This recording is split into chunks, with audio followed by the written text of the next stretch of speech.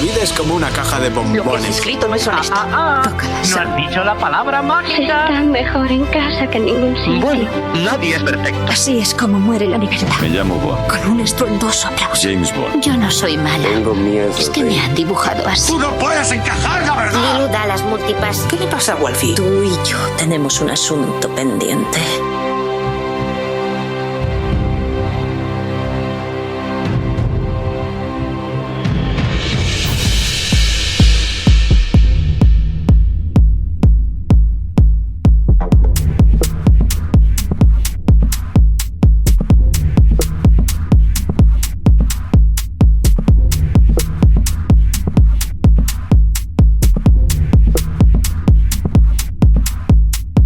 Buenas familia cineactualera, bienvenidos una semana más a los podcasts de cine actual, bienvenidas a la casa del cine. Nos vamos a Marruecos de rave o de rave, depende cómo lo digáis. Nos vamos en busca de nuestros sueños, de nuestras emociones, de nuestros miedos. No sabemos si los encontraremos, pero con algo daremos. Hoy nos toca hablar de una cinta española, la seleccionada por la Academia de las Artes y las Ciencias Cinematográficas para representar a España en los próximos premios Oscar. Todavía tendrá que pasar por muchas cribas, pero de momento ha pasado el corte nacional. Hablamos de Sirat, la reciente película de Oliver Lasse, cinta que lleva el subtítulo de Trance en el desierto. Los que la hayáis visto pues sabréis ya por qué, y los que no, pues como siempre no sabemos qué hacéis escuchando este episodio porque os la vamos a destripar al completo, así que está en vuestras manos seguir escuchando o ir a Movistar Plus, que es donde se encuentra ahora la cinta, ahora mismo, o en algún cine que todavía la tenga por ahí perdida en cartelera, por eso de darle un impulso a la candidata patria, que seguro que hay algún cine que todavía la tiene por ahí. Pero bueno, en definitiva, haced lo que queráis, que nosotros os queremos igual y para eso sois mayorcitos ya, para decidir por vosotros mismos. Para esta rave por el desierto no estoy solo, yo soy Samuel y me acompaña por aquí, con una Vespa llena de polvo y llena de barro hasta arriba, FJ Santiago, la cabeza visible de Tarragona. ¿Qué tal estamos? ¿Cómo estamos? Samuel Úbeda Radagás, AAA de los Cárpatos vallisoletanos y de la Rambla de Barrachina. ¿Cómo va eso? Pues bien. Muy bien. ¿Tú eres de los que dice rave o de los que dice rave, entonces? Pues fíjate, te lo iba a haber preguntado, te iba a decir que si tú habías ido a una rave, porque yo las conocía siempre como raves, pero desde que fui al Viña un par de años ya siempre se escuchaba la palabra de rave. El Antiviña, ahí en el Antiviña hay raves y hay una canción de Narco también que dice rave. Así que yo en mi ideario directamente está rave antes que rave. No sé por qué. Puede ser que la hayamos adoptado, esta palabra en el español, y le hayamos dado esta pronunciación. Puede ser. Yo creo que nunca he estado en una rave, ¿eh? Yo creo, vamos, pero... Yo las del Viña te aseguro que yo he estado y iba con una cerveza en la mano, entré, porque se hacen en el parking del Viña, ya no sé si se siguen haciendo, yo esto te estoy hablando de hace 6 años aproximadamente, y te plantas allí y dices, hostias, tú que... No sé si es turbio, pero sí que es totalmente distinto a lo que se ve dentro del Viña. Claro, esto es así, pero no tiene nada que ver seguramente la rave que se monta ahí en el Viñarro, el antiviña que lo llaman, a lo que vemos a lo mejor aquí en Sirat o en las raves que a lo mejor se montan en cualquier ciudad europea, a lo mejor en una parada de metro que se suelen hacer, o en un túnel de esto, o se quedan ahí durante 3 días en algún terreno por ahí perdido, pero son distintas cada una, yo creo. Sí, pues tú vas a decir rave entonces, ¿no? Yo, fíjate, a veces diré rave y otras diré rave. ¿Cómo me pille? Yo diré rave. Y así entre los dos nadie se queda sin representante. Además es curioso, hay mucha... O sea, si vamos a hablar obviamente de la cultura rave, pero a mí me resultó muy curioso cuando fui a ver la película. La sala estaba a reventar. Creo que es una de las películas donde más espectadores he visto en el cine en los últimos meses y probablemente años. Y... curiosamente no, es porque fui un martes, y los martes sabes que es el día donde los jubilados les cuesta el cine 2 euros. Por lo tanto, los martes pues suelen ir más al cine.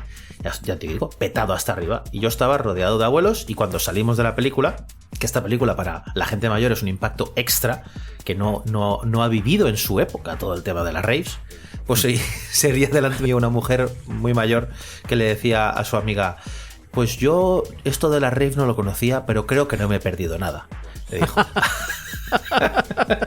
Llego tarde, pero no me llama la atención, ¿no? Y es curioso, no sé si... Bueno, ahora hablaremos de la película, ¿no? Pero desde luego es una película que remueve a la gente y ha provocado y está provocando pues muchas reacciones y la mayoría positivas. Ahora hablaremos nosotros. Sí. Y también es verdad que como es una película con muchos spoilers, yo, si quieres, vamos a poner el aviso, porque así la gente no se va a topar con... ¿Sí? ¿Lo ponemos? Sí, dale. Antes de seguir, ponlo. Pues ahí va. Cuidado, peligro de spoiler. Y venga, pues comenzamos. Fíjate que te iba a decir que al final, por ejemplo, esa persona mayor que te encontraste en una sala de cine que dijo, creo que no me he perdido nada.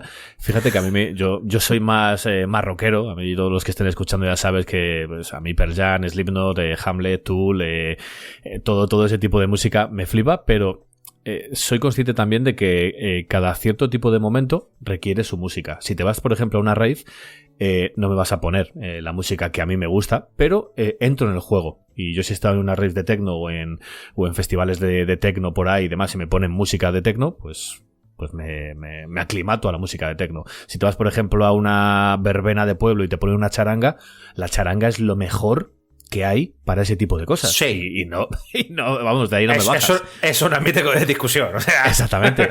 Y por eso te digo que al final cada tipo de fiesta o cada tipo de momento te requiere cierto tipo de música. Y en este caso, pues las raves juegan con el techno, juegan con ese tipo de música y va para ello, claro.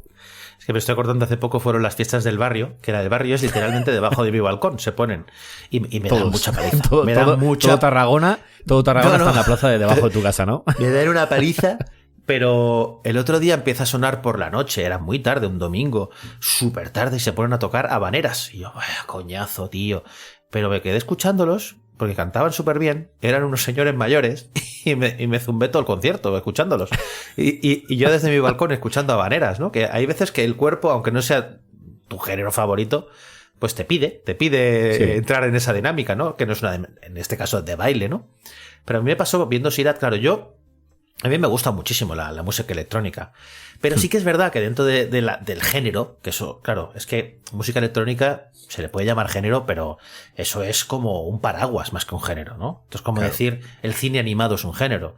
El cine animado no es un género, ¿no? Es pues utilizas unas herramientas que son animación de todos los tipos que existen, que hay millones, ¿no? Desde stop motion hasta CGI, hasta tradicional que se llama. Pero luego con eso explicas historias. Pues la música electrónica es lo mismo. Hay millones de subgéneros. Y dentro de todos esos, el techno, a mí, bueno, lo puedo escuchar, pero sí que es verdad que cuando es ese techno puro, machacón, pues a mí me cuesta un poco. Yo no he estado en raves, pero sí que he estado en discotecas donde ponen techno puro, 100%. Sí. Si es que eso existe, ¿no? Porque siempre sabes que luego se puede combinar mucho, ¿no? Y yo aguanto un rato. Y al cabo de un rato mi cerebro pues empieza a hacer chiribitas, ¿no? Porque es muy, muy machacón. Sí. Y viendo esta peli a mí me pasó que a mí me entró muy bien el techno de esta película. A mí las escenas donde salían bailando, pues no se me hicieron largas. A mí me entraron muy bien. No sé si a ti eso te entró. No, fíjate, yo pensé que iba, claro, al final todo el mundo, yo llegué a esta película casi sin saber mucho de ella, o sea, solo sabiendo que iba de una rave y poco más. Y fíjate, al final cuando empieza a hablar todo el mundo de ella, pues yo digo, hostia, a lo mejor ha cogido y se ha plantado en una rave y te cuenta una historia dentro de la propia fiesta de techno. Y cuando empezó la película, ya empezaba con esa música de fondo de pum, pum. Y digo, hostia, a ver si va a estar contando toda la historia aquí durante lo que dure la película con la música de fondo y siguiendo el ritmo y mete planos a lo mejor que cuadran muy bien con esos ritmos, con ese tempo. Pero lo que estás ahí dentro de la red dura 15-20 minutitos y luego te sales de ella. Y ya cambiamos el concepto de la película. Ya nos abandonamos eso, vamos en busca de otra raid, por ejemplo, que a la que no vamos a llegar nunca. Pero bueno, o sí, depende, porque al final sí que llegan a su propia raid. Pero yo me pensé que iba a ser durante toda la película y al final son los primeros 15 o 20 minutos. Así que sí, no, me sorprendió. Esperaba otra cosita, pero me sorprendió para bien. Que claro, aquí no hemos opinado qué nos parece la película. A ti te voy a preguntar, ¿te gustó la película? Sí, a mí me ha gustado. Una cinta que a priori, como ya digo, es una cosa o parece una cosa y luego se transforma en otra totalmente distinta. Pasamos a lo mejor de una búsqueda de una persona, en este caso de la hija o de la hermana de los dos protagonistas, y luego nos vamos a una road movie. Y acabamos entre medias de un drama absolutamente colosal. Y eso es algo que soy consciente de que mucha gente que ha terminado viéndola y que hemos terminado hablando de ella, soy consciente de que a mucha gente eso le ha sacado de la película. Ese cambio de géneros, ese viaje tan distinto o como nos lo cuenta al principio y cómo termina siendo, yo creo que ha hecho salir a bastantes de la película. Pero al final sí. es lo que ha querido el director y algunos planos me han parecido excepcionales. O sea, me ha recordado mucho a los planos largos del cine asiático que encierran mucho significado, aunque no se esté hablando, pero encierran mucho significado con todo lo que hacen los personajes y no sé, me llevo una grata sorpresa con la película y a medida que voy pensando en ella para esta vez que vamos a grabar el podcast la he visto un poco por encima por segunda vez y ostras, me ha removido otra vez. Así que sí, me ha gustado. Saco un grato visionado de la película. Bueno, la peli está gustando mucho. Yo ya lo comenté una vez en un canónico que a mí, bueno, no puedo decir que me parezca mala peli porque no puedo decirlo. Pero es una película que a mí pues no me acaba de convencer. Está ahí en la tabla media. O sea, es una película a la que yo le encuentro bondades, que yo disfruto, pero luego, por ejemplo, a pesar de que yo la veo y digo, hostia, es que está dirigida con mucho gusto, ¿no? O sea, tiene unas escenas muy bien planeadas, pensadas, unos planos, ¿no? Que te evocan cosas, te generan. Pero es que luego recuerdo lo que es la experiencia de lo que dura la película, ¿no? Que estás ahí en la sala, pues prácticamente 2 horas, y es que me provocó tedio. En muchas ocasiones, o sea, hay muchas escenas en las que yo estaba pidiendo ya el cambio de tercio, ¿no? Y eso es una sensación que es subjetiva y a la que tienes que escuchar. O sea, si es lo que me ha provocado, es lo que me ha provocado. Luego es verdad que escuchas a la gente hablar de ella y a todo el mundo le ha gustado. Y dices, bueno, pues tengo que haber entendido algo mal. Bueno, no a todo el mundo. Ya te digo que no a todo el mundo. Por ejemplo, yo estaba hablando con Oscar y a Oscar del grupo de Telegram y no le ha convencido del todo y sí, a medida que vas hablando con gente habrá gente que le gusta muchísimo, que le parezca lo mejor del año, por ejemplo, y a otros que no le termine de convencer, pero ya te digo que porque al final juega en muchos terrenos de género y claro, a lo mejor no se asienta en ninguno de ellos bien y por eso a lo mejor termina sacando a la gente. Yo no sé, porque probablemente a veces tienes que ver una película en un humor, ¿no? Concreto, en un estado de ánimo concreto, no lo sé, ¿no? Y a mí esa película, al inicio sí que entré en ese estado de trance que propone con las músicas, ¿no? Pues machaconas, ese beat, ¿no? Ese bombo, yo lo sentía en el pecho, me estaba entrando. Pero una vez que acaba esa rave y empieza ese viaje, me empezó a cansar, me empezó a parecer repetitiva. Y entonces hay un momento en el que obviamente hay unos impactos. La película te impacta como con un saco de arena en toda la cara, que es obviamente, ahora que podemos hablar libremente, ¿no? Que hemos avisado de los spoilers, estamos hablando de la muerte del niño y la escena del campo de minas, ¿no? Y me da la sensación de que sí que esos son giros de guión inesperados o bastante inesperados, pero a mí no me rescatan la película después de estar 1 hora de inactividad, donde el mayor conflicto que hemos visto es cruzar un río con un coche o compartir una botella de agua. Es como que no me acaba de pagar la entrada, ¿no? Como se suele decir. Ya. Entonces me da que a mucha gente que estará muy bien esos 2 impactos les justifica la película. Pero a mí el ritmo ya me ha matado cuando he llegado ahí. Ya. Fíjate que a mí todo lo contrario, porque con cierto tipo de cosas que iban pasando durante el viaje, al final Oliver Lack se lo comentaba en una de las entrevistas, que al final hay un momento en el que está el viaje propiamente dicho de los personajes, del punto A al punto B o en busca de esa nueva rave, y luego está el viaje interior de cada uno. Y el viaje interior de cada uno al final lo ves muy claro entre los 2 protagonistas principales que están buscando a la hija o a la hermana. Y luego por cosas que vas escuchando, por ejemplo en la radio, que estamos como en una especie de tercera guerra mundial. Un conflicto bélico, sí. Un conflicto bélico, que ellos están en Marruecos, pero en la radio, por ejemplo, cuando van en las camionetas se escucha la tercera guerra mundial, hay un conflicto bélico y tal. Yo me imagino que estarán... o que ha empezado a lo mejor en Marruecos o cerca de Marruecos, porque al principio no queda muy claro, porque al principio de la... cuando les echan de la primera rave, o la primera rave, llega allí el ejército de Marruecos y les dice: todos los europeos debéis iros de aquí. O sea, los que formen parte de Marruecos no, pero todos los europeos debéis iros de aquí. Es cuando empieza esa primera migración. Y hay diferentes escenas de cada uno de los personajes que yo creo que te hacen ser partícipe de todo lo que están sufriendo. Hay una imagen de una de las protagonistas, una de las dos chicas, que se para en una especie de casita y empieza a ver en la televisión la Meca. Como van en esa peregrinación alrededor de la Meca y tal. Eso para ese personaje significa una cosa. Para otro de los personajes, cuando está escuchando que hay un conflicto bélico y empieza a pensar a ver qué le deparará a él, para otro también. No sé, a mí me funcionó ese viaje interior de cada uno de los personajes. Sí que es verdad que tanto el primer golpe o los dos mazazos que comentas tú, el del niño, hubo un momento que me lo esperé, porque no sé si al final o cómo fue planteándose la escena, sí, que te lo anticipa, súbete al coche. Sí, súbete al coche, y ya cuando directamente hay un plano desde dentro del coche del niño jugando con el perro, ya te pones en alerta. Te pones en alerta, sí, porque estás en una especie de montaña, de risco, y está un niño jugando dentro de un coche con un perro. Dices, aquí va a pasar algo seguro.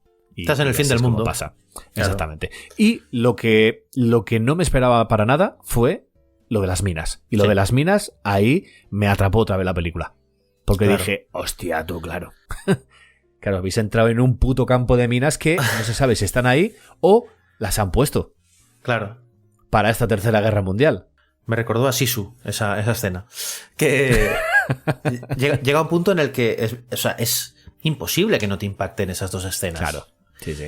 Pero claro, me da la sensación como que la película se ha construido artificialmente para que llegues a estas escenas y te impacten. Que seguramente no sea la idea, ¿no? Pero es la sensación que me dio a mí viendo la película. Y me fastidia, ¿no? Porque es lo que te digo, esas escenas me gustan, obviamente están muy bien, pero llega un punto que dices, ¿ha merecido la pena haberme estado viendo escenas de coches tirando por el desierto sin parar, con conversaciones que están bien, pero tampoco son conversaciones que te lleven a un plano extrasensorial, ¿no? Sí, son conversaciones más internas. Sí, tiene alguna frase que está bien, precisamente cuando están de noche con las furgonetas tirando para arriba, ¿no? Que creo que es el personaje que le falta una mano, ¿no? Biggie, sí. Que le dice, oye, estamos en el fin del mundo, ¿no? Y el personaje de Josh le dice, hace tiempo que estamos en el fin del mundo, ¿no? O sea, sí, como que la sociedad ya lleva tiempo decadente. Y está bien porque conecta muy bien con toda esta cultura rave. La cultura rave son outsiders, son gente que está en los márgenes, que ha decidido apartarse, ¿no? de la sociedad, porque considera que la libertad de la que dispones tú viviendo una vida, lo que consideramos nosotros normal, está carente de esa libertad precisamente, ¿no?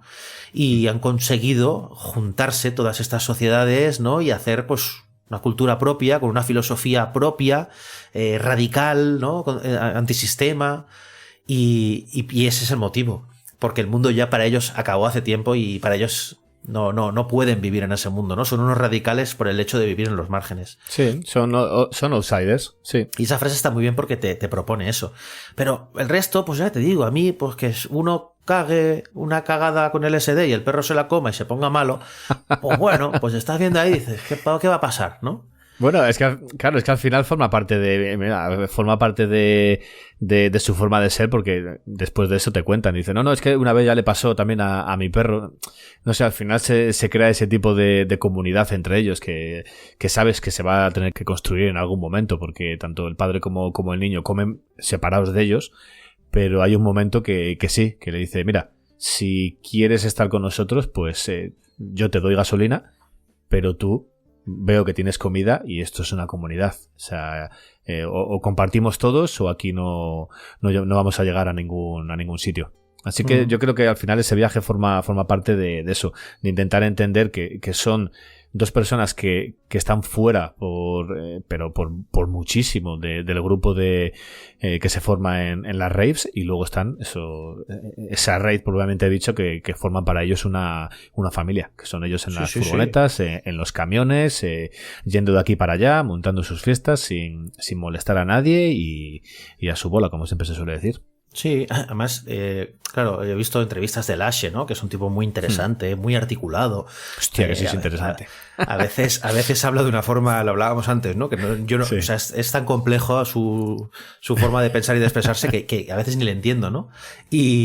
Pero a veces tiene frases muy buenas, ¿no? Y decía que toda esta gente, al final, que vive al margen, que es una decisión propia, es gente que decide como emanciparse, ¿no? Porque cree que el ser humano realmente no ha encontrado la libertad y que solo aquel que es consciente que no es libre de verdad. Pero la frase que dice que me encanta, la libertad auténtica es ser capaz de controlar tu propio ego cuando la gente cree que la libertad es ceder ante tu propio ego, es decir, hacer lo que te dé la gana. Y es al revés, la libertad auténtica es poder controlar ese ego y hacer algo que sea un bien comunitario y para ti mismo, ¿no?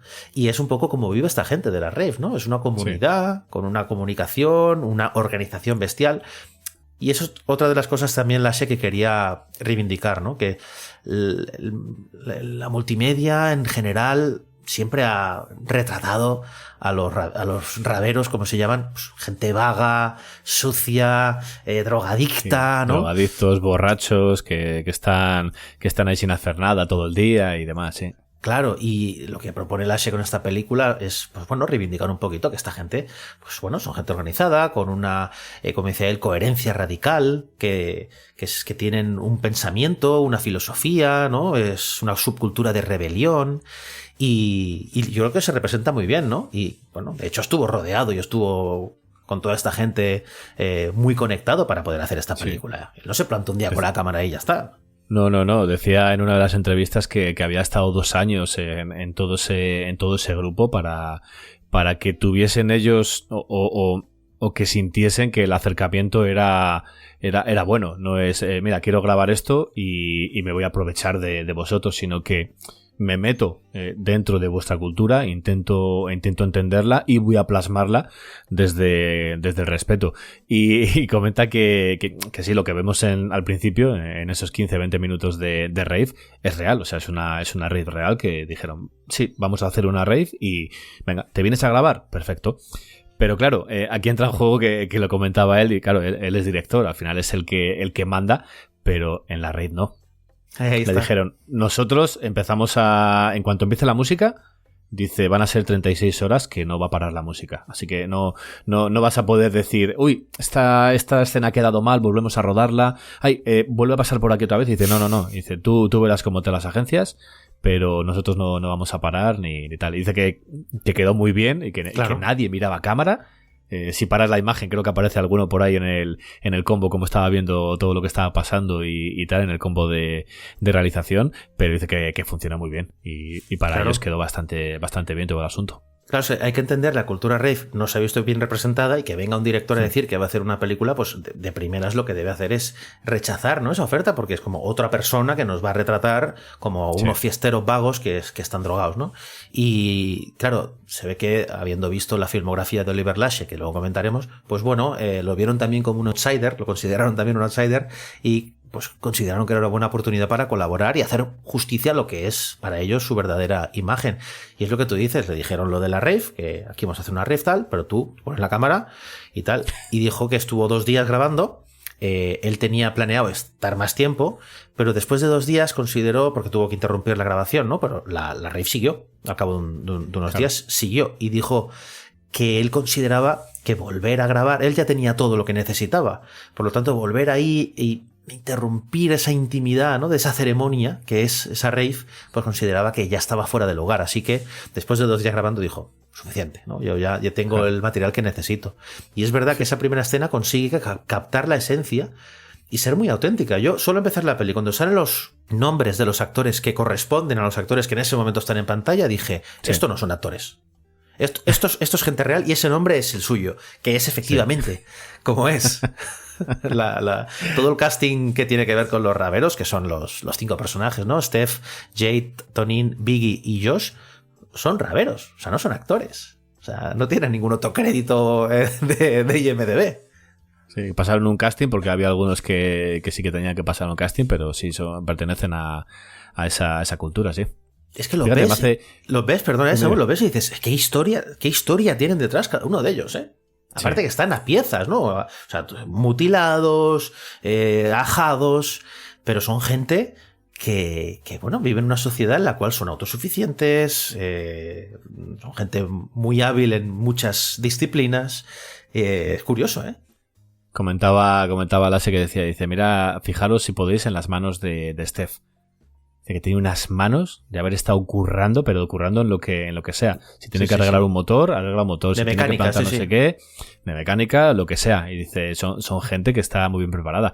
Y me hace gracia que comentes lo de todo lo de la grabación, porque, claro, al final, a lo mejor otra persona dice, bueno, al final están ahí cuatro matados en medio de un campo, pues claro que puedes entrar a grabar y molestarles porque no les va a importar o tal. Y claro, tú imagínate esto mismo dentro de a lo mejor una orquesta sinfónica. Que dices, bueno, voy a entrar por aquí en silencio para no molestar a este. Y es como, claro, a la orquesta sinfónica sí, pero a los raveros, pues no tienes por qué, no. Pero ha llegado Oliver Lasse y dice, vamos a grabar con la misma... con el mismo respeto tanto a una orquesta sinfónica, por ejemplo, como a los raveros que están aquí disfrutando de su momento y disfrutando de su música. A mí me hace gracia porque esa rave, que como dices muy bien es auténtica, se rodó en Teruel al final, en la Rambla de Barrachina. Sí. Y se invitaron a raveros franceses que se supone que tienen esa filosofía pura, ¿no? De esas fiestas iniciales que se hacían de las raves. Y bueno, estamos hablando de mil y pico, 2000 personas ahí en la rave, o sea, casi nada. Y entonces, cuando luego hicieron las escenas de la cantera esa, donde van por esos riscos, por esos acantilados, ¿no? Donde luego sucede la tragedia, pues habían contratado una serie de especialistas para conducir los camiones. Y claro, aquello eran raveros 100% auténticos y dijeron, quita de aquí, me vas a mí a conducir un camión que tengo las manos pelas. Y se pusieron a conducir ellos por aquellos riscos que se habían construido el ejército marroquí en no sé cuándo. Bueno, que yo, vamos, tenía historia, o no me acuerdo ni quién fue, y los tíos conduciendo los propios actores los camiones por ahí, ni especialistas ni nada. O sea, son gente absolutamente autosuficiente, chapalante, y además, como se hizo la película, enriquece, ¿no? En este caso la película. Sí. ¿Qué te parece que el título de la película aparezca a la media hora? Lleva media hora de película, claro. ¡Pum! Sirá, exactamente. Haces, joder, no me acordaba, digo, yo pensaba que ya no lo iba a poner en ningún momento. Yo en la sala que estaba generó impacto, ¿eh? Y volviendo a la sala, que te he dicho que estaba llena de abuelos, es muy curioso ver a abuelos ver una película de este corte, ¿no? Porque un abuelo, o sea, esta filosofía ha nacido en los 70, los 80, los 90, ¿no? No hay abuelo realmente que haya vivido esto en su juventud como para transformarse en raveros, ¿no? Entonces toda la gente que estaba en mi sala, todos tenían la ceja levantada. Tenían al lado un señor que estaba soplando y no sabía dónde mirar. Porque claro, hay escenas machacantes de música tecno, porque yo no he visto muchos viejos escuchando música tecno aquí abajo en mi barrio cuando se ponen en el banco. Como mucho escucharán a Manolo Escobar y Lola Flores. Y claro, yo veía a mi alrededor que eran todo abuelos y digo, esta gente, ¿qué debe estar pensando?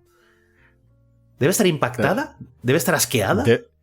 No, seguramente deben estar tan descolocados como Sergi López o sea, como el personaje de Luis y del hijo de Esteban. O sea, es que al final son dos mundos que chocan entre ellos, y en este caso te habrá pasado en tu sala y a todo el mundo que tenga a lo mejor cierto tipo de edad o que no haya conocido esto o cierto tipo de música o cierto tipo de movimientos. Sí, es estar descolocado dentro de un territorio. Sí. Pues sí, pero claro, lo que te entiende todo el mundo, que ahí sí que se cortó las respiraciones, pues a la hora de película, cuando sucedió lo del niño, que lo que hablábamos antes, ¿no? Que ya lo ves botar una pelota para que el perro vaya a buscarla y ves que está ya te hueles algo. En piedras, que dice, la pelota se va a ir, el perro va a ir detrás y el niño detrás. Y efectivamente llega esa escena que, recordemos, muere el niño y el perro, que nadie se olvide. Sí. Por favor. Sí. O sea, ahí hay dos víctimas. Y claro, ese impacto lo entiende todo el mundo. El impacto de perder a un niño pequeño por un accidente estúpido. Entonces, claro, eso sí que impacta. Pero bueno, volviendo al ritmo de la película... Claro, nos impacta, o sea, les impacta a ellos, a los personajes, y nos impacta a nosotros. Yo creo que ahí hay un cambio brutal en la película, porque al final, después de eso, terminan yendo... no sabes muy bien hacia dónde van, porque claramente quieren ayudar al personaje de Luis, al padre. Dicen, vamos a bajar de aquí del risco vamos a intentar buscar ayuda. Y dice, y volvemos a ver qué ha pasado con el niño, que aunque posiblemente esté muerto, porque lo dicen, dices, es que yo lo he visto y está aplastado. O sea, no ha quedado nada de él. Pero, bueno, vamos a ver qué podemos encontrar. Y es cuando empieza, yo creo, el segundo viaje. El primer viaje es en busca de esa segunda rave, a ver si está la hija desaparecida de él y del hermano. Y luego el segundo es la búsqueda, o fíjate, dice uno de los personajes, el personaje de la otra chica, no me acuerdo cómo se llama, el de Jade, creo que era, y le dice, va a ser duro cuando consiga salir del shock en el que está.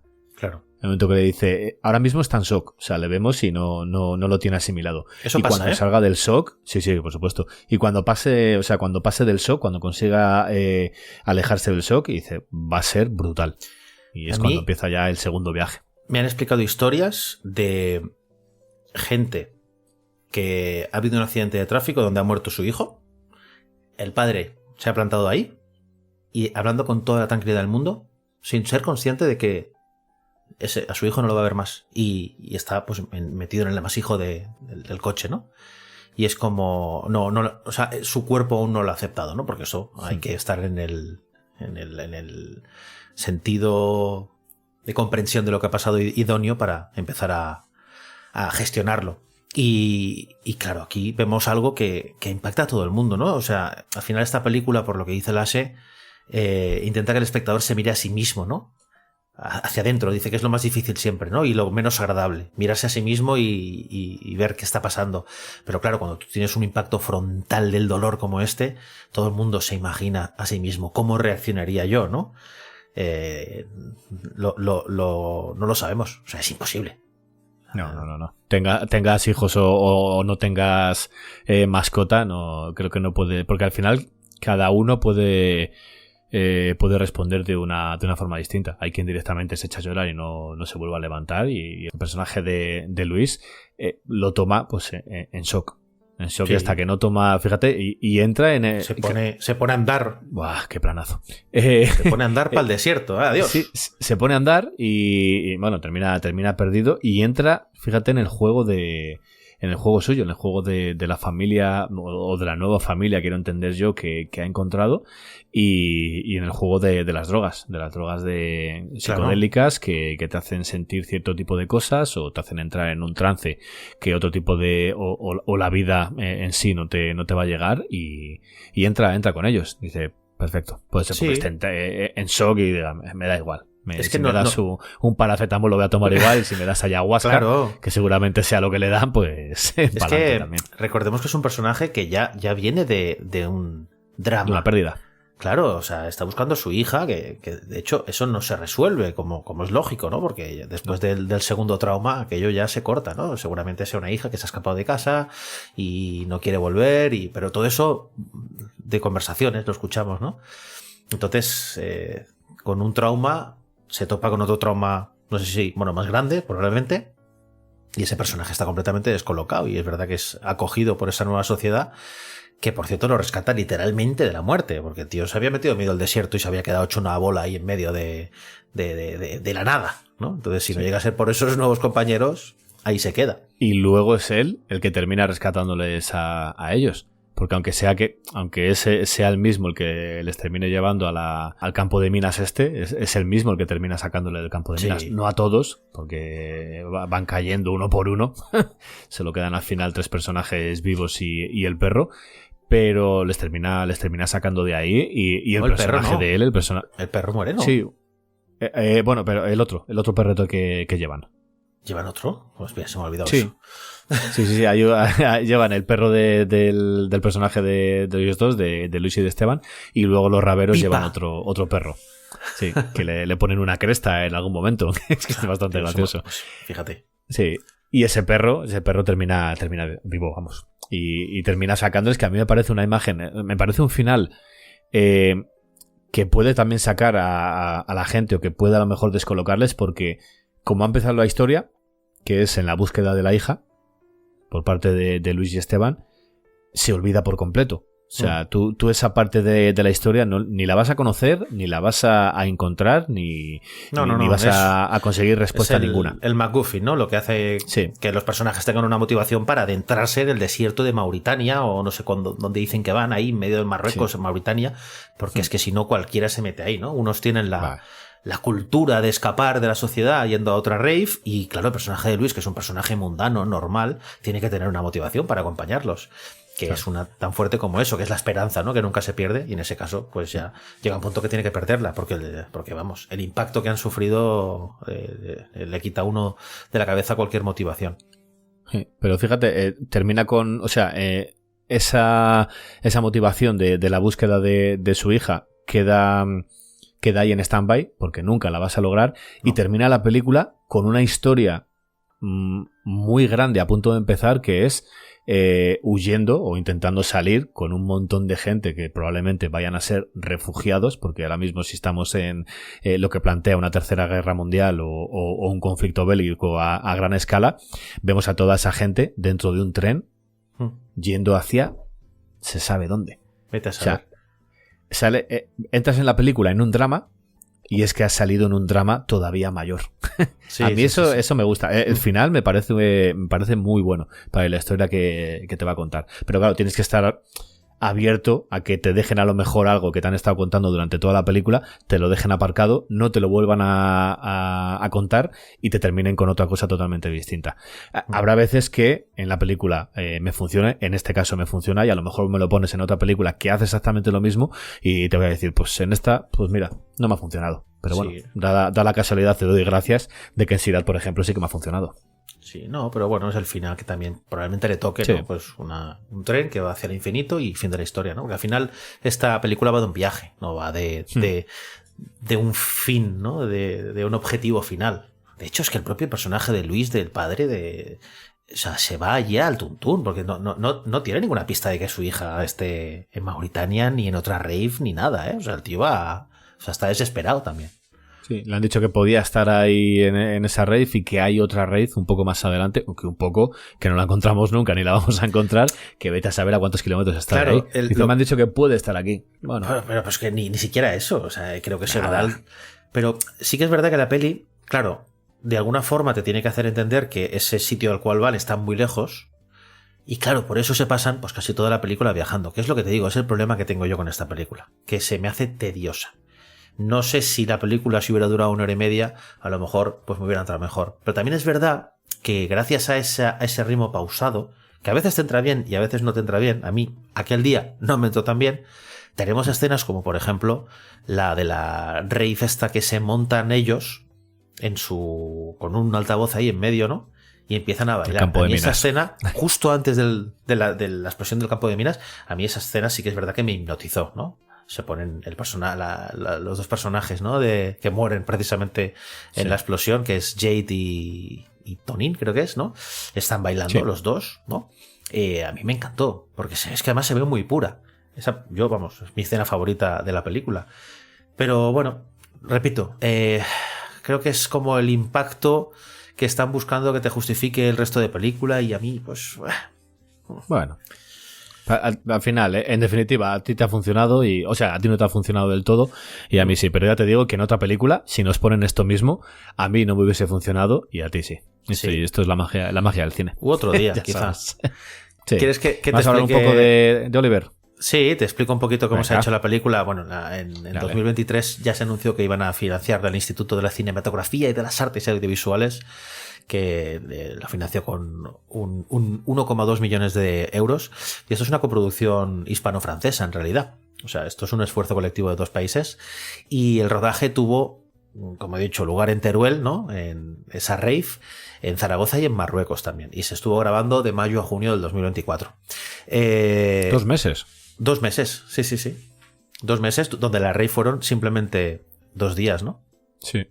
Sobre todo se metieron mucho en eso, en la rave, que he dicho, ¿no? La cultura rave de Oliver Lasser se metió, vamos, hasta el fondo, ¿no? Estuvo trabajando con asociaciones que recogen esas esencias de la cultura techno, rave y traveler, que le llaman también de Europa, en concreto una que se llama Spiral Drive, que es un colectivo que en los 90 pues recogía toda esa cultura que nació también en Inglaterra. Y básicamente, pues eso, ¿no? Lo que estamos viendo es cómo debería ser representada de una forma un poquito más fiel a la realidad, ¿no? Tuvieron varios vehículos para hacer todas estas escenas, porque hay varios vehículos que acaban destruidos, ¿no? Y estos vehículos es curioso porque responden a patrones reales de los que hay dentro de la cultura rave, ¿no? Se ve, como dicen ellos, está el ejemplo del gitano, el hippie, el pirata, ¿no? O sea, hay diferentes roles, ¿no? Dentro de esta cultura hippie. Si hay un camión que parece del ejército. O sea, estos mismos los pones en un spin-off de Mad Max y yo te lo compro. Sí, correcto. Y nada, detrás de la película siempre estamos hablando de Oliver Lasche. ¿Quién es Oliver Lasche?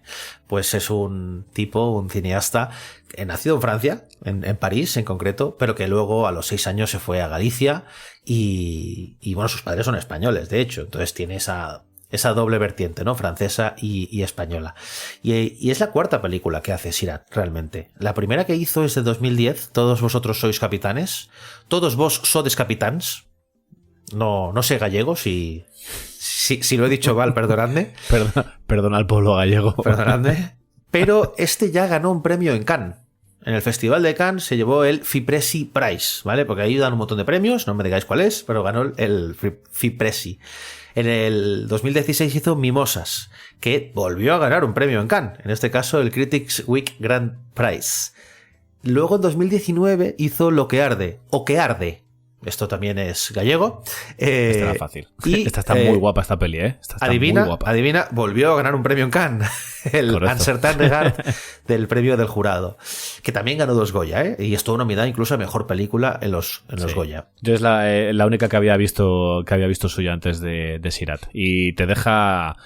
Es para ponértela un día y te haces un ovillo y te quedas en el sofá con un vasito de leche que calentita.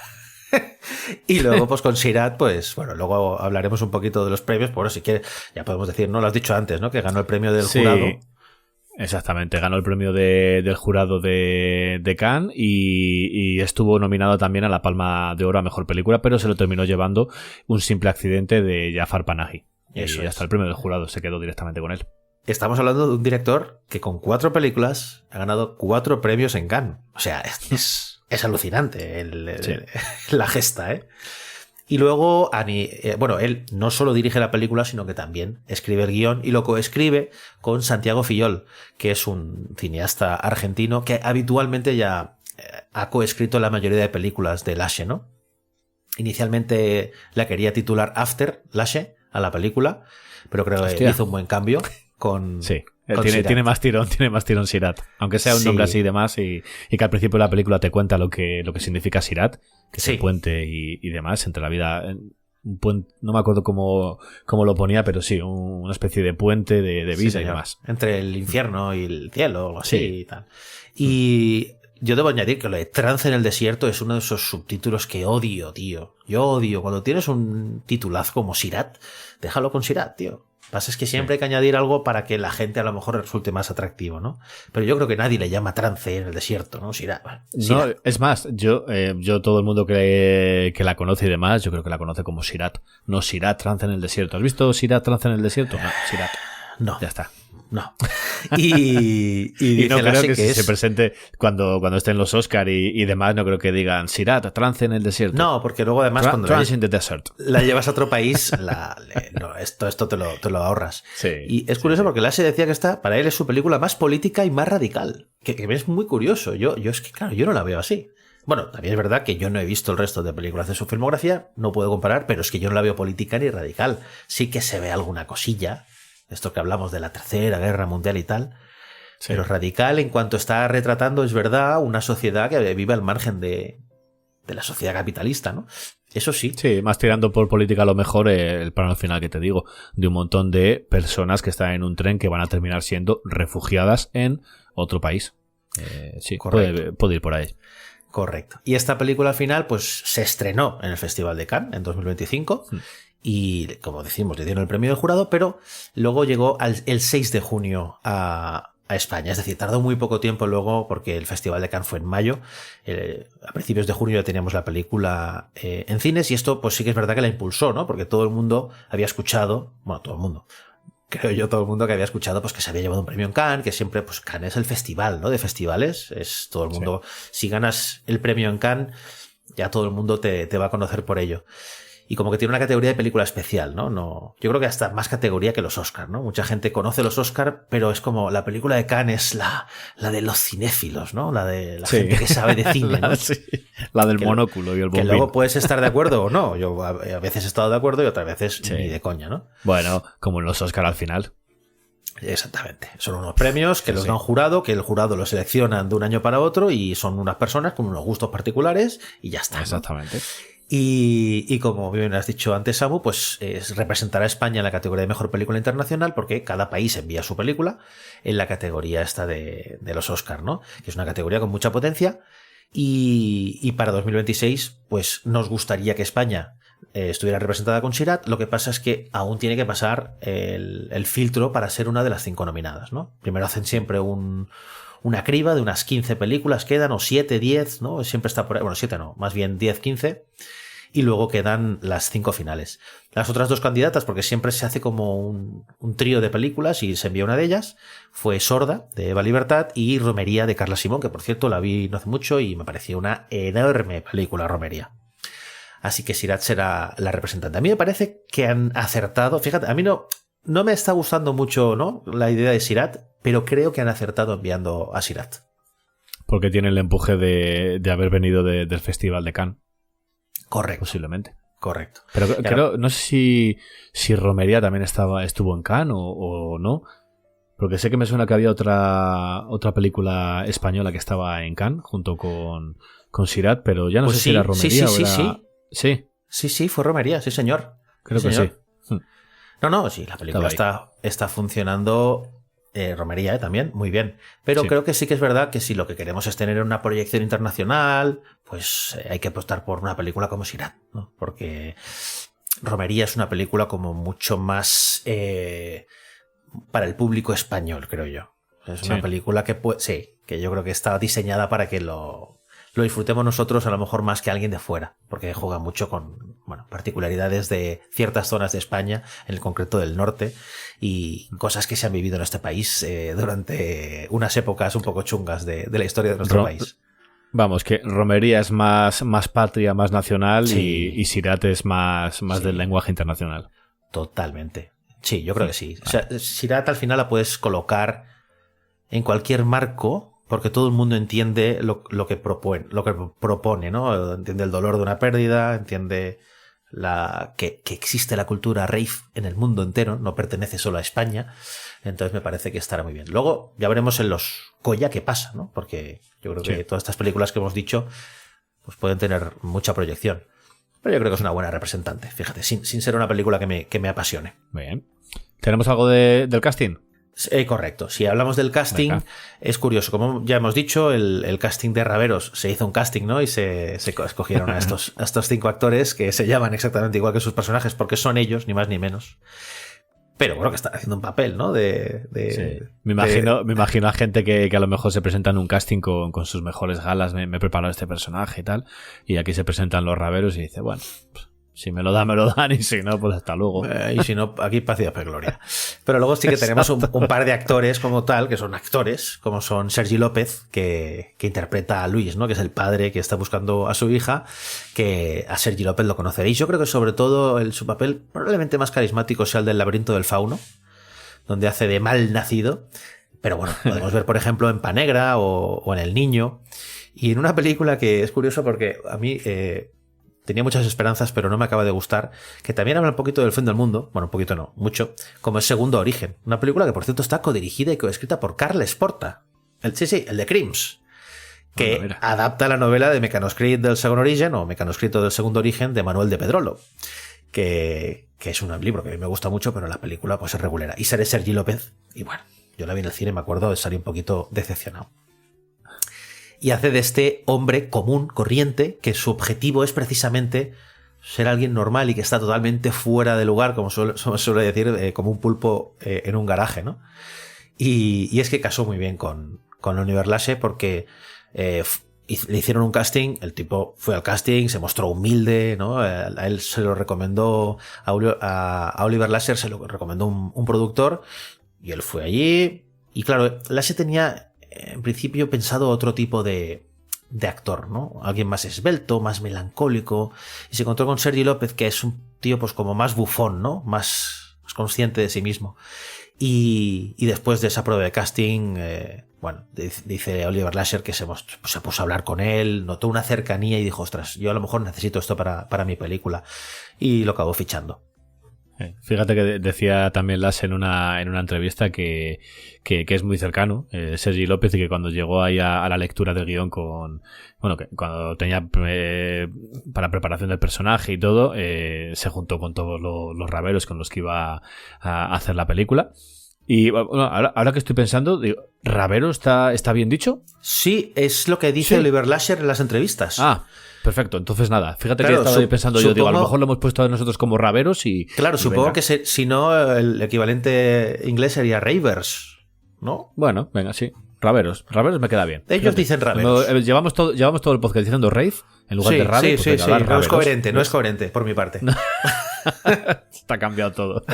Pero eso que decía Lache que se presentó allí y dijo, mira, yo no sé cómo llevar el personaje, no tengo ni idea del tratamiento que tengo que darle al personaje porque estoy desubicado totalmente, así que lo que voy a hacer para esto es perderme como actor para conseguir encontrarme, que al final nosotros en el grupo de teatro lo hacemos mucho, piérdete y busca el personaje que de verdad te llame en cierto tipo de escenas. Si tú estás perdido para encontrar cierto tipo de personaje o dices, es que no acabo de encontrar el punto, ni la voz, ni el movimiento de cómo se debería mover el personaje, pues piérdete en una de las escenas o piérdete en esa búsqueda del personaje y luego ya darás con él. Y es lo que dice Lache que hizo Sergi. Dice, hasta que lo encontró y dijo, me voy a perder con vosotros y ya daré con el personaje o con la motivación del personaje para hacerlo en la historia.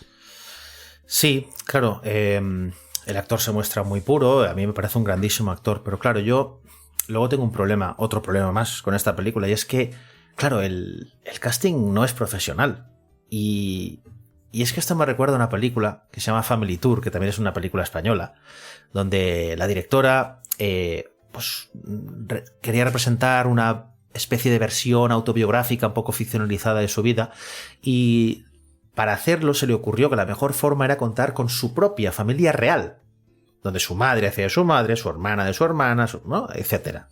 Un reparto además con muchísima gente, y excepto la protagonista, que era una actriz, tal, el resto eran, pues no eran actores, y se nota.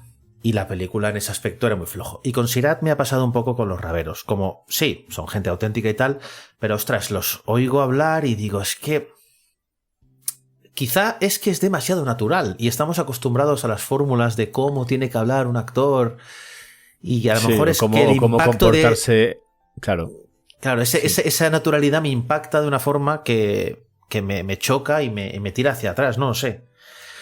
Pero sí estamos que a lo mejor acostumbrados a que Sí, que si se cae un coche por el acantilado, todo el mundo a lo mejor tenga que responder con gritos o con chillidos o con lamentos y tal. O cuando, por ejemplo, fíjate, me he ido cuando me estabas diciendo esto en el momento en el que, casi al final, cuando están en el campo de minas y mueren los dos personajes, que enfocan tanto a Steph como al otro personaje, como al rubio, que ahora mismo no creo que es Josh, sí, a Steph y Josh.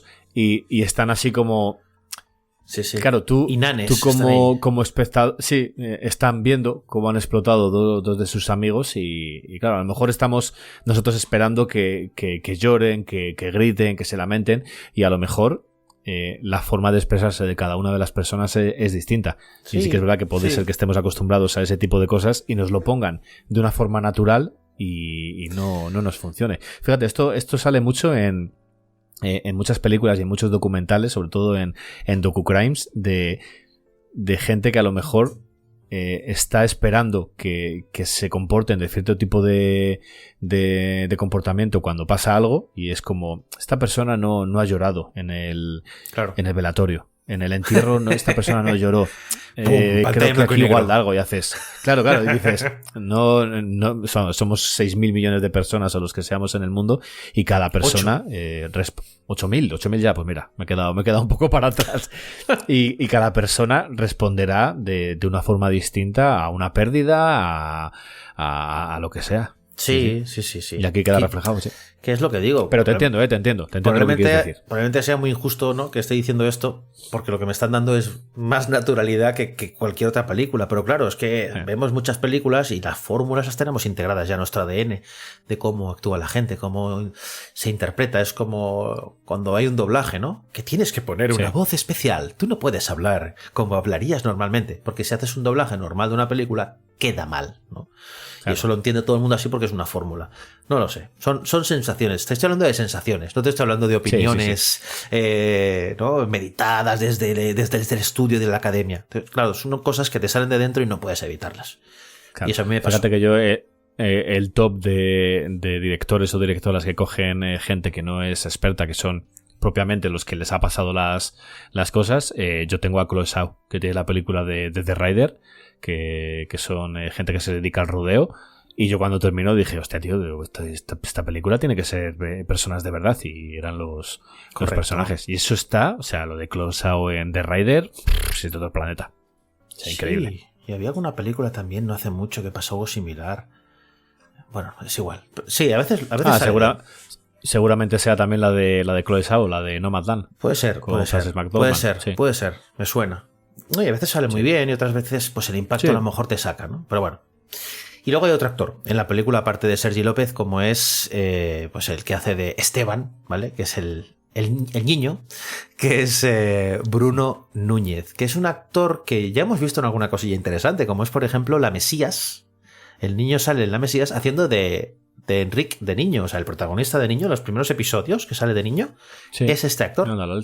Sí. No había caído, fíjate. Sí, y luego ha hecho un corto también que ha hecho este mismo año y ya está, eso es toda su filmografía. Ha hecho 3 cositas y el tipo, pues, oye, con mucha repercusión, y bueno, yo creo que el niño está más que bien y más que solvente, ¿no? Siendo además un niño que siempre puede ser más complicado.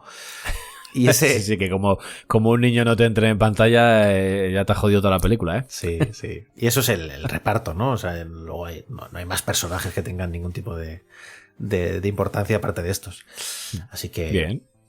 ¿Quieres pasar a la música? Sí, luego A ver, al final, fíjate que cuando nos hemos puesto a hacer el guión de esta película hemos dicho, vamos a acabar muy rápido no muy rápido, vamos a hablar de la película, pero son cierto tipo de cosas que pasan en la película porque el resto es un viaje. O sea, podemos estar hablando del viaje constantemente, pero ya hemos hablado del viaje. Es un viaje de descubrimiento, es un viaje de redención de los personajes, de enfrentarse a cierto tipo de cosas. Así que con la trama como tal, terminamos rápido. Así que por eso hemos puesto unas cuantas cositas por aquí, y entre ellas la música, que me imagino que me hablarás de todo el origen de la música techno, de la música trance, de la música... Corría en 1947. No, es simplemente una curiosidad, porque claro... A Oliver Lache le mola la cultura rave y tal, pero lo que le mola en concreto es una cosa, que es que está muy bien eso, y es que tú sabes a estos DJs, ¿no?, que están idolatrados, que son dioses. Te puedo decir una lista, ¿no?, de DJs, pero yo qué sé, quien sea, que la gente pues compra sus discos, sabe quién son, se convierten en figuras, ¿no?, de referencia, pero en la cultura rave eso no existe como tal. El DJ es el chef, ¿no?, que pone ese plato ahí para que los demás lo disfruten. Y eso le gusta a Lache, ¿no? Y lo que hice es, contactó con un DJ de renombre, entiéndeme, ¿no?, dentro del tema de las raves que organiza, ¿no?, y de hecho hace la rave de la película, y ese es Candice Ray, que luego además le hizo la banda sonora de la película, y él no es compositor ni nada, pero le hizo la banda sonora. Claro, lo que buscaba Lache con esa banda sonora sobre todo es que la segunda parte de la película se convirtiera en una música más ambiental, ¿no?, que cubriera los huecos donde no hay otra cosa que la música y los vehículos atravesando el desierto, ¿no? Por lo tanto, es curioso que si ves los créditos de este DJ, Candice Ray, aparte de ser pues una figura con cierta repercusión dentro de la organización de raves, pues tiene esta banda sonora en su currículum ahora mismo. Creo que dijo que había también trabajado con él en Lo que arde. Lo que arde. Creo, que era el mismo. Pero no para hacer la banda sonora, seguramente, porque esta es su primera. Ah, pues entonces mira, creo que había trabajado con él en algún, porque o me estoy confundiendo a lo mejor con otro, porque en una de las entrevistas había hablado también de este compositor, de este DJ. Este compositor, bueno, a lo mejor le han puesto un tema en alguna peli y tal, pero este no. Este es, vamos, no ha hecho nada más que Sirat a nivel de composición. O sea, este no es compositor, es DJ, que son cosas diferentes también. Sí. O sea, que no me vas a contar nada del origen de la música techno ni nada. No. ¿Te hubiese quedado mejor Daft Punk, por ejemplo? No vamos a hablar de Kraftwerk, no vamos a hablar de Wendy Carlos, no, lo siento. De Luis Barron. Perfecto. Nada. Lo dejamos para otro especial, que a lo mejor toca en algún momento. Eso es. ¿Sabemos números de taquilla? ¿Lo que ha recaudado y demás? ¿O tampoco...? Sí.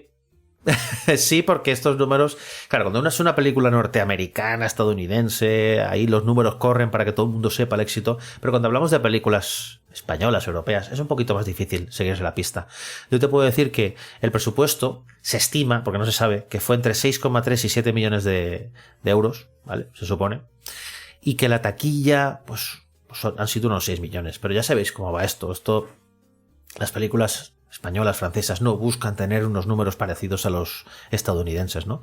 Lo que sí que te puedo decir que, por ejemplo, en España recaudó 2,7 millones de euros y que cuando yo fui a la sala estaba llena. Eso sí que te lo aseguro. Yo la he visto en plataformas. Ahí Claro. no pude porque cuando intenté verla aquí en Valladolid solo la tenían puesta en una sala, en el Broadway, a una hora determinada. A las 5 de la tarde creo que era, y dije, hostia, tío, digo, me pilla mal para cualquier momento. Aquí duró, en cartelera. Estuvo tiempo, ¿eh? Sí, aquí también, lo que pasa que en una sesión solo. Claro, así claro. que... Y bueno, en Francia también ha funcionado súper bien, porque es una película, claro, siendo Cannes, siendo el director también medio francés, pues tuvo éxito. Y además, después, precisamente, de Cannes, ¿para qué sirven los festivales muchas veces? Pues para que las películas esas que no se sabe muy bien si va a tener distribución internacional, las vean y las distribuyan. Y en ese aspecto fue un éxito. O sea, la película ha sido distribuida internacionalmente gracias precisamente a que ganó el premio de Cannes, ¿no? Y tuvo repercusión. Y si quieres hablamos de la crítica, obviamente, que la crítica la ha puesto por las nubes. Primero te digo un poquito agregadores de opinión, qué notas barajan, y en IMDb, por ejemplo, tiene buenísima nota, tiene un 7,2, tiene una valoración muy positiva.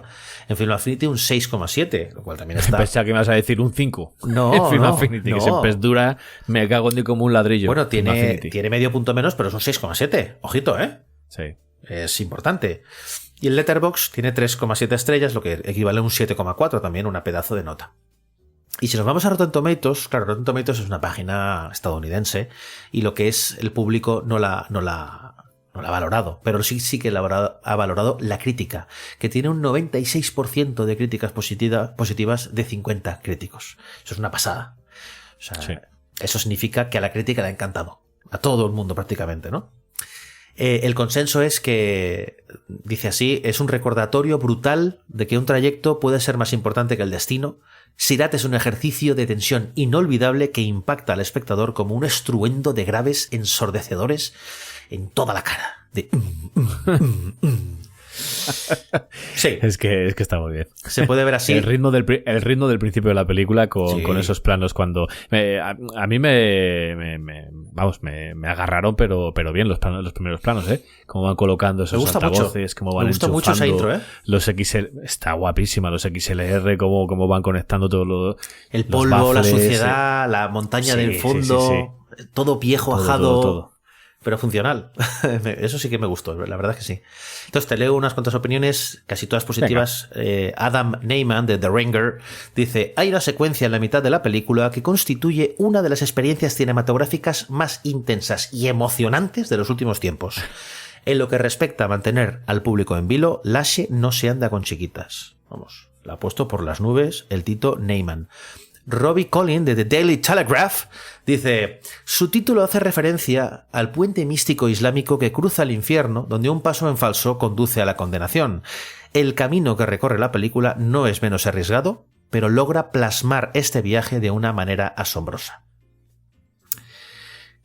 Jonathan Itkonen de toysto.net dice: una mezcla de Mad Max, Gaspar Noé y western apocalíptico de corte mítico. Sea cual sea la combinación de elementos, el resultado final es una obra maestra indescriptible que me seguirá impactando durante mucho tiempo. ¿Qué te parece esta?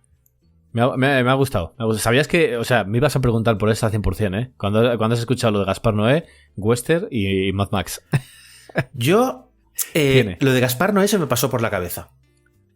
Es muy gasparnoeniana esta película, ¿no? Con esos... Bueno, joder, Clímax es una película que yo creo que tiene... No sé si paralelismos, pero sí que se tocan, ¿no? Un poquito en ese drama, esa subcultura también, ¿no? Y también en esa película utiliza actores no profesionales, que son bailarines. Exacto. Y ahí están todos magníficos. Mira, a lo mejor era este el caso que me ha venido a la mente antes.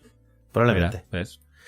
Y fíjate que le tacha de obra maestra, ¿eh? Este tipo.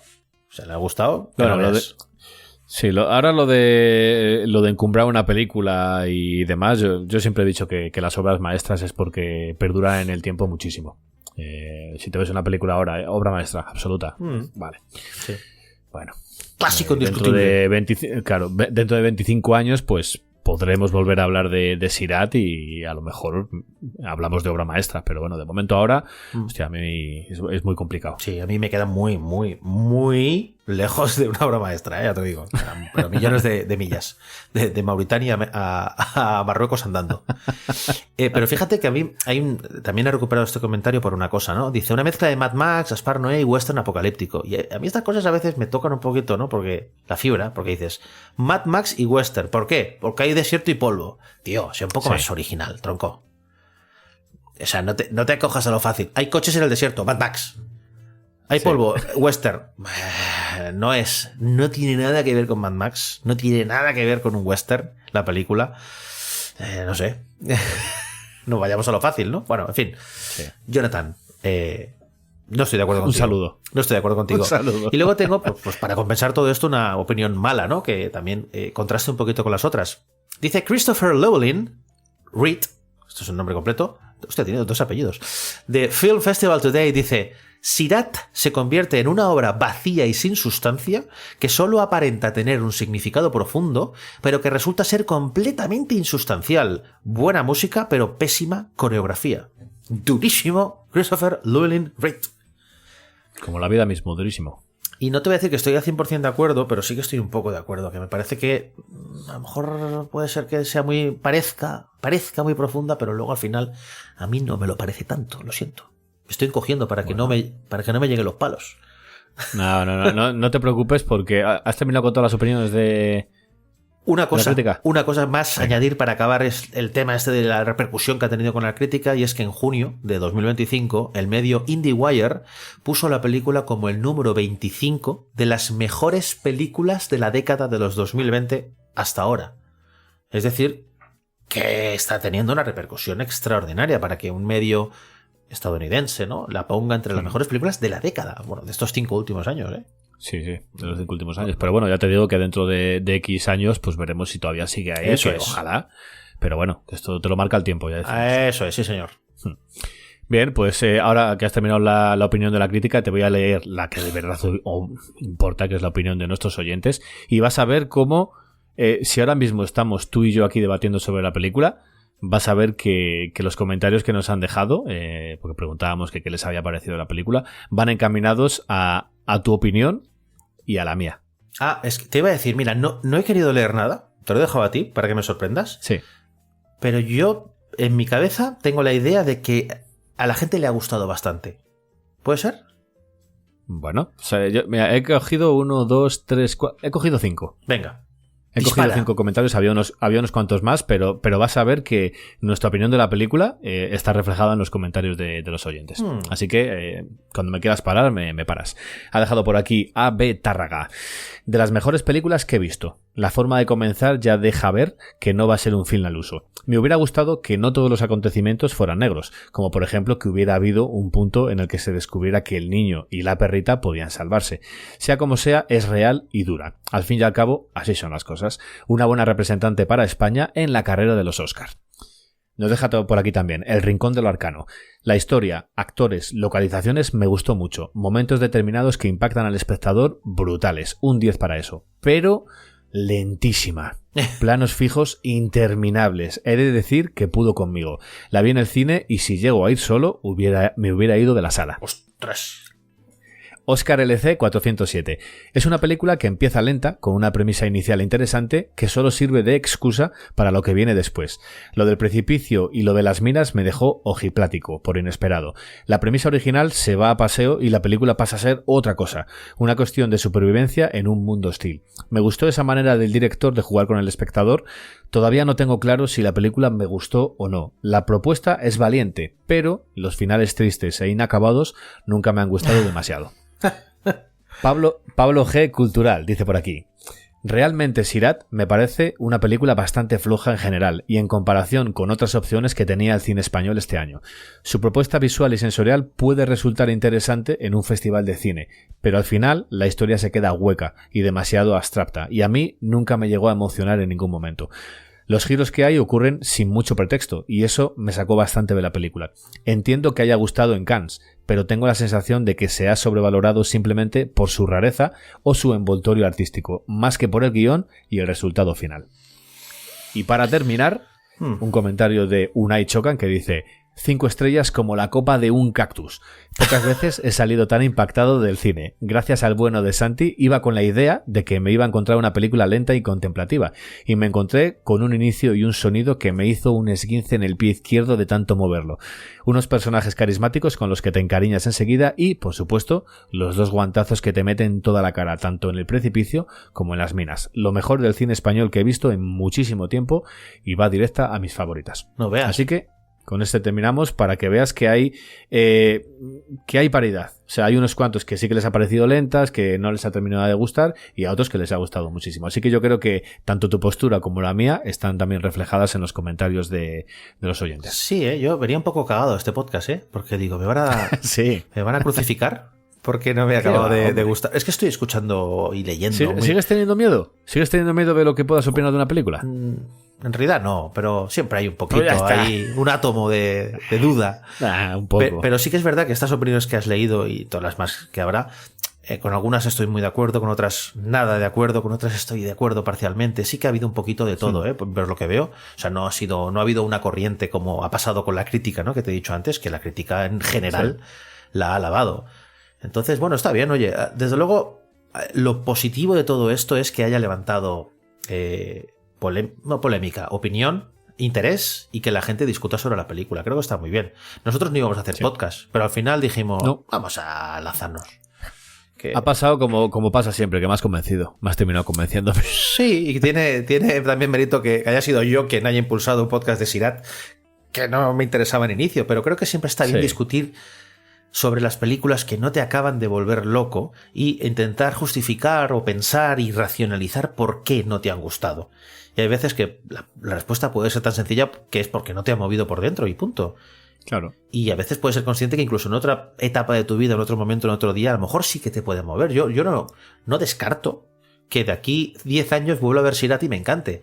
Pero ahora mismo, desde luego, yo no tengo ninguna ganas de volver a ver esta película. Eso también te lo digo así. No, anda que no habrá veces que nos hemos puesto a lo mejor una película hace 10 años y dices, esta película no me gustó en su momento nada. Y a lo mejor la estamos preparando para el podcast o para revisionarla porque te apetece revisionarla con tu pareja o te has juntado con unos amigos y quieres volver a verla y de repente dices, hostia tío, pero ¿cómo la vi en su momento para que esto no me gustase? Sí, no. O te pasa lo contrario, esta película me encantaba, te la pones ahora después de 15 años y dices, hostia, tío, ¿esto de verdad me gustó en su momento? Es que al final hacer un podcast... es madurez de cierto tipo. Ahí está. O sea, hacer un podcast sobre una película que tampoco te ha vuelto loco o discutir sobre ella, no tiene por qué ser hacer un podcast. Hablar sobre ella creo que es enriquecedor para ti mismo también, ¿no? Porque te enseña a escuchar otras opiniones, quizá a cambiar las opiniones si es preciso y si no, quedarte con las que tienes. Creo que lo bonito de todo esto al final es entrar en un debate y hablar de las cosas que nos gustan y también de las que no nos gustan. Yo creo que es importante.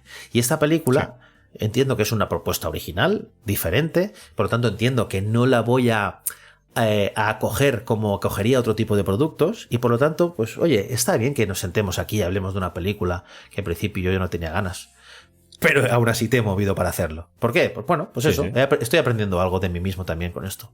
Y que llevamos 1 hora y 15 minutos hablando de ella. hemos dicho que íbamos a estar media hora, ¿eh? Esto lo hemos dicho. Sí. Lo hemos aseverado. Siempre. Te he dicho, Samu, me corto el dedo meñique si estamos más de media hora. Y es que al final Lashe también ha explicado en varias entrevistas que él lo que busca con una película como esta es reivindicar la experiencia colectiva de ir al cine y disfrutar de esas imágenes y algo que te mueve de forma interna en una sala rodeado de gente. Y eso a mí me ha pasado. Me ha removido, a lo mejor no me ha removido como a Lashe le gustaría, o a lo mejor Lashe dice, pues si no te ha gustado, cojonudo, oye, no es para ti, ya está, Claro. no hay más. Sí. Creo que estoy más con esa opción. El que le dices a Oliver Lashe, no me ha gustado mucho tu película, y dice, muy bien. Te me cuidas, hasta luego. Bueno, y pira, porque esto es así. Tampoco le vas a decir a alguien cómo tiene que hacer su trabajo Hombre, eso nunca. En cambio, no, por supuesto.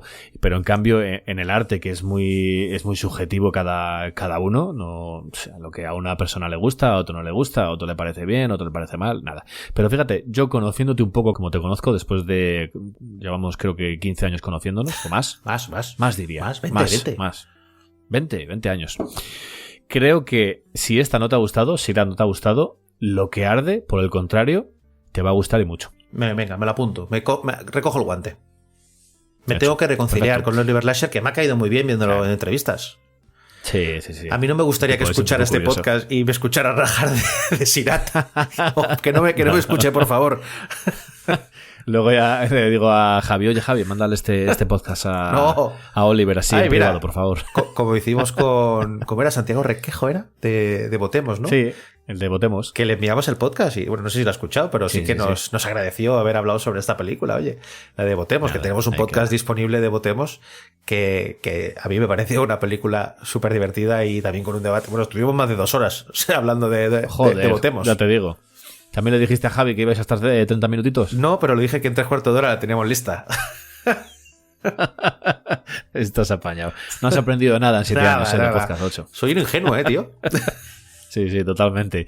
Venga, ahora sí que vamos llegando hacia el final del episodio, pero no nos vamos a ir sin que me digas tu escena favorita de la película, porque seguro que aunque no te haya gustado mucho, tienes una escena favorita. Sí, yo ya te la he chivado antes, se me ha escapado, no he podido guardármela, pero esa escena donde se ponen a bailar, pues el personaje que tiene una pata de palo, ¿no? Que tiene le falta una pierna y tiene una muleta, y Una la muletita. chica que va rapada, que es Jade y Tonin, se ponen a bailar con esa música tecno repetitiva, con unos bajos que te resuenan en el pecho, ¿no? Y tum, tum, y se ponen a bailar en una escena onírica, surrealista y que al final acaba como acaba. Pero incluso sin el tema de las minas, esa escena me hipnotizó, como he dicho antes, me cautivó. Y fíjate, yo creo que es desde luego lo mejor de la película. Muy bien. Pues yo me voy a quedar con un plano. A mí es que me encantan ese tipo de planos. Y es el plano en el que el personaje de Luis va caminando antes de llegar a ese... Bueno, cuando se pierde, antes de llegar al campo de minas que le recogen. Pero hay un plano que se pone a andar. Solo se ve la línea del horizonte en la parte de arriba. Todo el resto de abajo es desierto. Y vemos unas pequeñas montañas a lo lejos. Y es solo él caminando. A mí me parece un planazo. Sí, que se hace de noche y Y todo, a mí ¿no? Sí, se va oscureciendo y tal. Hostia, a mí es que me flipan ese tipo de planos. O sea, me parece un plano perfecto y muy, muy precioso. Sí. Así que me quedo con ese, más que con una secuencia y demás. Con ese plano en concreto, el de Luis andando por el desierto. Perfecto. Desde la parte de atrás.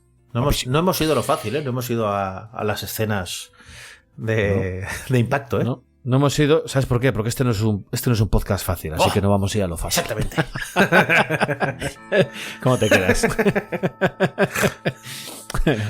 ¿Algo más que rascar de la película? No, yo creo que ya está bien, ¿eh? ¿No quieres tirarte otra media hora hablando, seguro? No, está bien. No. Bueno. Pues nada más entonces. Esperemos que os haya gustado todo este tramo, esta hora y 20 minutos que hemos estado hablando de Sirat, de Oliver Lashe. Y si os ha parecido bien lo que hemos estado hablando, pues nos lo dejáis en comentarios. Si tenéis otra perspectiva de la película, nos lo dejáis en comentarios igualmente, que nosotros ya sabéis que los leemos, los respetamos, los contestamos y todo perfecto. Así que nada más, muchas gracias a Santi por haberme engañado. Gracias a ti, engañado Samu. entre comillas, para hacer este podcast de Sirat. Y muchísimas gracias a los oyentes que habéis llegado hasta el final del episodio de hoy con nosotros. Y a través del desierto, en esta travesía que parecía no tener fin, pero que lamentablemente ha llegado a su fin. Así que muchas gracias por estar ahí y nos escuchamos en el siguiente episodio.